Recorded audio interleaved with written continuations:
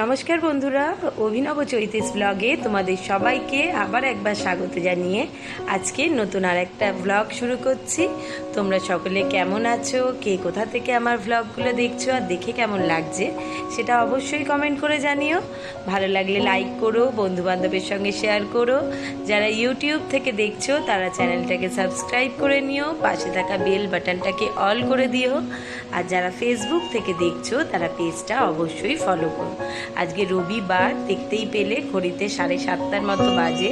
স্নান পুজো সব কমপ্লিট করে নিয়েছি, এখনও যদিও সবাই ঘুম থেকে ওঠেনি। তো তোমাদের দাদা বাজারে গিয়েছিল আর বাজার থেকে নিয়ে এসেছিল গরম গরম কচুরি, এটা ডালপুরি আছে বাজারে কেনা, আর সেই সঙ্গে তরকারি আর মিষ্টি। মা, সেজমা আর রিক তিনজনকে খেতে দিয়ে দিয়েছি। তোমাদের দাদাও খেয়ে বেরিয়েছে একটুখানি টুকিটাকি যে জিনিসগুলো আনতে ভুলে গেছে সেগুলো আনতে। তারপর আমিও জলখাবার খেয়ে চলে এসেছি। রবিবার যেহেতু কাঁচা তো থাকবেই, তাই 2-4টে জামা কাপড় ভেজাতে। 2-4 দিন বৃষ্টির জন্যে কিছু জামা কাপড় পরে আবার জমে গেছে, সেভাবে কাঁচা হয়নি। তো মনে করলাম যে দাদা আজকে বললো 2-1টা সাদা জামা কাপড় যেগুলো মানে ঝটপট কাঁচা হয়ে যাবে সেগুলো ভিজিয়ে দিতে। মেশিনটাও চালিয়ে দিয়েছি, সেখানেও এক প্রস্তুর কাঁচা চলছে।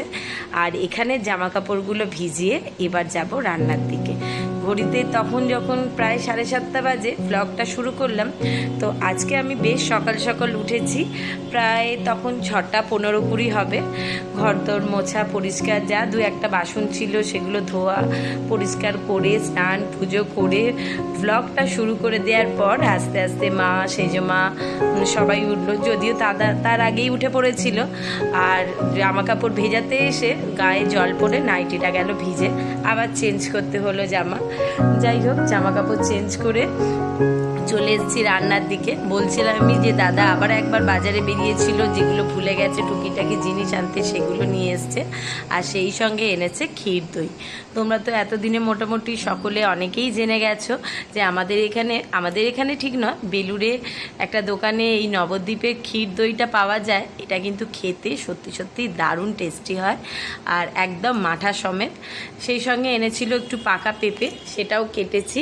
কিছুটা মা সেজমাকে ঘরে দিয়ে এসেছি, বাদবাকিটা দাদাকে দিয়েছিলাম কেটে, দাদা একটু খেয়েছে আর আমার জন্য রেখে দিয়েছে। একটু বিট লবণ মাখিয়ে দিয়েছিলাম, আর রিক তো এসব খাবে না। আর এদিকে আমও, মানে 2-3টে কাঁচা আম ছিল, তার মধ্যে 2টো কাঁচা আম সেদ্ধ করে রেখেছি শরবত বানাবো বলে। এদিকে ভাতটা বসিয়ে দিয়েছি। আর বাজার থেকে মাংস যে এনেছিল সেটা এখনও ধোয়া পরিষ্কার হয়নি, শুধু ঢেলে রেখেছি, ওটা পরে ধোবো। আগে আমটা মনে করলাম যেহেতু সেদ্ধ হয়ে গেছে ওটাকে শরবত বানিয়ে দিই। আবার যেহেতু জলখাবারটা খাওয়া হতে হতে প্রায় 9:45 হয়ে গেছিলো, এরপর শরবতটা যদি 11:30টার মধ্যে না দিতে পারি তাহলে দুপুরে ভাত খাওয়ার সময়তে আবার খুব সমস্যা। সবাই বলবে শরবত খেয়ে পেট আইঢাই করছে, ভাতটা খাবো কোন পেটে। যাই হোক, শরবত বানানো হয়ে গেছে, এবার একে একে সবাইকে দেবো। তার আগে ওদিকে এনেছে পাট শাক, আর এই গুরু দায়িত্বটা আজকে দেবো আমি সেজমাকে। কারণ সেজমা গত 2 দিন ধরে এসে ভীষণ রকম কান্নাকাটি করছে। মেয়ের বাড়ি ঘুরতে এসে এত কান্নাকাটি করলে কি ভালো লাগে? সে নাকি বাড়িতে থেকে প্রচুর কাজ করে, এখানে এসে কাজ পাচ্ছে না, তাই তাকে এই কাজটা করতে দেবো। তার আগে চলো একবার ঘর থেকে ঘুরিয়ে আনি, কি হচ্ছে শুনবে।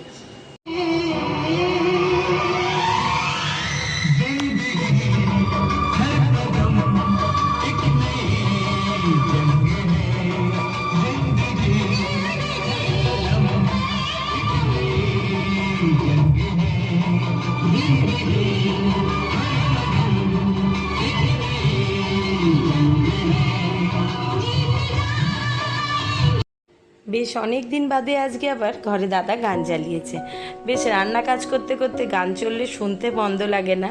আর সেই সঙ্গে ওদিকে গান বাজছে আর এদিকে মা সেজমা বসে কি করব, কি কাজ করে দিতে হবে বললে আর এক নতুন গান শুরু করেছে। যাই হোক, গরমের দিন হলেও মানে বৃষ্টির একটা ভ্যাপসা গরম, সেই সঙ্গে জমজমাট রবিবার, গান গল্প আড্ডা রান্না সব কিছুই চলছে সকাল থেকে জোর কদমে। আর সেজমার এখানে বসে বসে একটাই চিন্তা, অনেকটা বেলা হয়ে গেছে, তুই একা হাতে করতে পারবি না, আমাকে বল আমি কিছু করে দেবো। তো আমার তো আজকে রান্নার সেরকম বিশেষ কিছু করার নেই, দই এনেছে তাই চাটনি করতে হবে না, ভাত বসিয়ে দিয়েছি, মাংসর জোগাড় হয়ে গেছে, মাংসটাও বসিয়ে দিয়েছি। আর সেজমা শাকটা শুধু বেছে দেবে, সেই সেই অপেক্ষাতে রয়েছি। সেই শাক বাজবার জন্য সে বলছে এটা আবার কোনো কাজ হলো, পাট শাক তো আমি এক্ষুনি বেছে দেবো। কিন্তু এত কান্নাকাটি শুনে আমি বাধ্যই হলাম পাট শাকটা বাছতে দিতে। কিন্তু বাছবার পর বুঝতে পারবে এই ঠেলাটা কেমন, কারণ এর আগে সেজমা সেভাবে পাট শাক খায় না, আর সেই কারণে বাছাও হয়নি। কিন্তু পাট শাক বাছতে যে কতটা সময় যায় তার পরের গল্পটা এক্ষুনি বোঝা যাবে।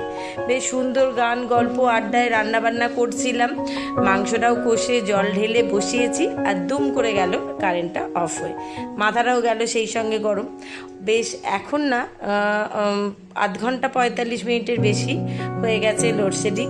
আর এখানে সেজমা অনেক কান্নাকাটি করে সেজমা আর মা দুজন মিলে পাট শাক বেছে দিয়েছিল, সেটা ভাজা করে নিয়ে তুলে রেখেছি। ভাত তো হয়েই গেছে, মাংসটা ফুটছে, মানে মাংস হয়েই গেছে, ঝোলটা একটু গরম থাকবে বলে আস্তে করে বসিয়ে রেখেছি। লোডশেডিং গরমে ছোট ঘরটাতে মা সেজমা দুজনে বসে রয়েছে, ছেলে এখানে স্নান সেরে এসে একদম উল্টে পড়েছে ফোন নিয়ে, গরমের জ্বালায় সহ্য করতে পারছে না। আর দাদা গেছে নিচে খবর নিতে কতক্ষণে কারেন্ট আসবে, তাহলে খেতে বসতে পারবে। তবে আমার মনে হয় না এক্ষুনি কারেন্ট আসবে, কারণ যা বিশাল সেই কেবল ফলটা হয়েছিল বলে সেই জন্য খুঁড়েছে, এর কাজটা মনে হচ্ছে বড়ই হবে। যাই হোক, চলো খাওয়া দাওয়া সেরে নিই।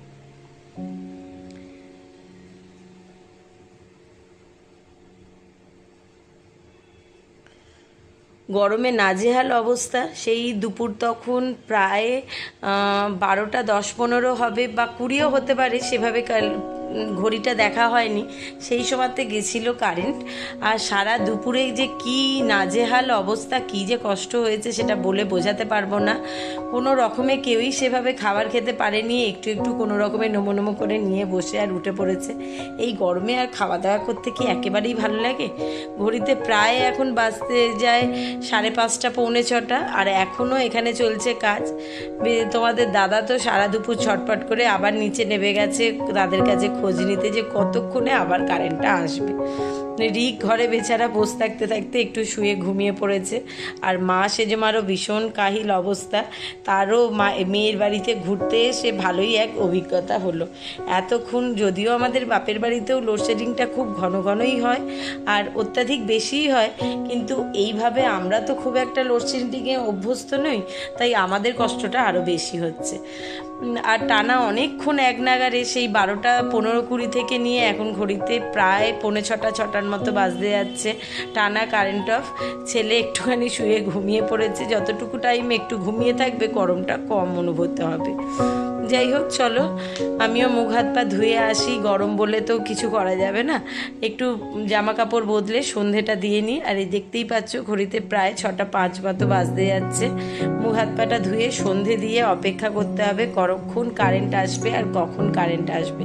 অত্যাধিক গরমে না মাথার যন্ত্রণা ধরে যায়, বেশিক্ষণ সহ্য করে থাকতে পারি না, কিছু তো করবার নেই উপায়। যাই হোক, এখনও ওনাদের কাজ তো চলছে। আর রিক উঠে একটু রেডি হয়ে নিয়েছে, তোমাদের দাদা ওই যে সঙ্গে যাচ্ছে, ওরা দুজন এখন যাচ্ছে চৌরাস্তাতে। আগামীকাল রিকের স্কুলের কিছু জিনিসপত্র লাগবে, তো সেটা কিনতে যাওয়ার কথা ছিল আমার আর তোমার দাদারই, কিন্তু এই গরমের চোটে আমার একেবারেই ইচ্ছা হলো না জামা কাপড় পরে বেরোতে, তাই ওদের দুজনকেই বললাম তোরা বেরো। আর আমি সন্ধে দিয়ে এসে একবার ঘর আর একবার বাইরে করছি, কারণ সেজমা আর মা ওখানে সুন্দর দেখলাম গরমের মধ্যেই কথা বলতে বলতে ঘুমিয়ে পড়েছে। যদিও খুব একটা বেশিক্ষণ ঘুমাতে পারবে না, কারণ যা মশার উপদ্রব শুরু হয়েছে তার হুল ফোটানোর চোটে খুব তাড়াতাড়ি ঘুম ভেঙে যাবে। তো যতটুকু টাইম শুয়ে আছে, মানে এই গরমের মধ্যেও শরীর ক্লান্ত হয়ে গেলে তো ঘুম এসে যায়, সেই রকম একটা হালকা তন্দ্রা আর কি। যতক্ষণ টাইম শুয়ে থাকবে ঘুমিয়ে থাকবে ততক্ষণ এই গরমের অনুভূতিটা কম হবে, কিন্তু আমি তো থাকতে পারছি না, মারাত্মক কষ্ট হচ্ছে। যদিও হালকা হালকা বাইরে হাওয়া দিচ্ছে, কিন্তু হলে কি হবে সেভাবে ঘরের মধ্যে আসছে না। আর দ্বিতীয় কথা হচ্ছে ব্যালকনিটাতেও সকালবেলা যে জামা কাপড়গুলো ভিজিয়েছিলাম কেচে ধুয়ে শুকুর দিয়েছি, হাওয়াটা আরও আটকে গেছে। এই দেখো, সন্ধে দিয়ে ঠাকুরের সামনে একটা মোমবাতি জ্বালিয়ে রেখে গেছিলাম যে ঘরটা অন্ধকার থাকবে, সেই জন্য বললে আমি জানলা দিয়ে বারবার হাওয়া আসছে আর মোমবাতিটা বারবার নিভে যাচ্ছে। চলো গিয়ে আবার জ্বালিয়ে বসে থাকি। ওদেরও এই ঘর থেকে কথা বলার আওয়াজ পাচ্ছি, মানে মশার হুল তাদেরকে সুন্দরভাবে ঘুম থেকে ডেকে তুলে দিয়েছে। সে সন্ধেবেলা, এই সময় শুয়ে থাকা যাবে না।